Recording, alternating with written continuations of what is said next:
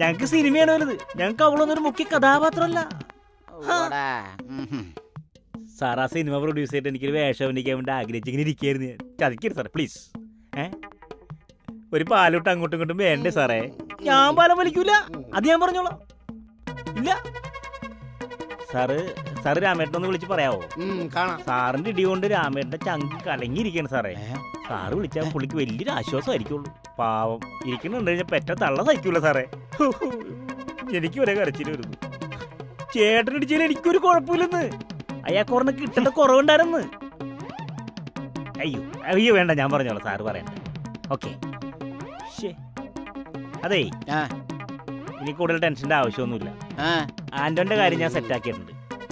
ഒന്നുകിൽ സൂസു അല്ലെങ്കിൽ രാമേട്ടൻ, രണ്ടിലൊരാൾ ഇവിടെ മതിന്നാ പറഞ്ഞേക്കണം. ഇതാണ് എന്റെ തീരുമാനം. നീ ഇങ്ങോട്ടൊന്നും പണയണ്ട. ഇത് എന്റെ തീരുമാനമല്ല, ആന്റോന്റെ തീരുമാനം. ആര് പറഞ്ഞാലും പറഞ്ഞില്ല, ഞാൻ അങ്ങോട്ട് പറയുന്നത് കേട്ടാ മതി. നീ എന്റെ അനിയനാ, ചേട്ടനല്ല. ഇന്ന് അവളെ ഇറക്കി വിടണം. അല്ലെ തന്നെ നമ്മുടെ സ്വപ്നങ്ങളല്ലേ അവള് തകർത്തത്.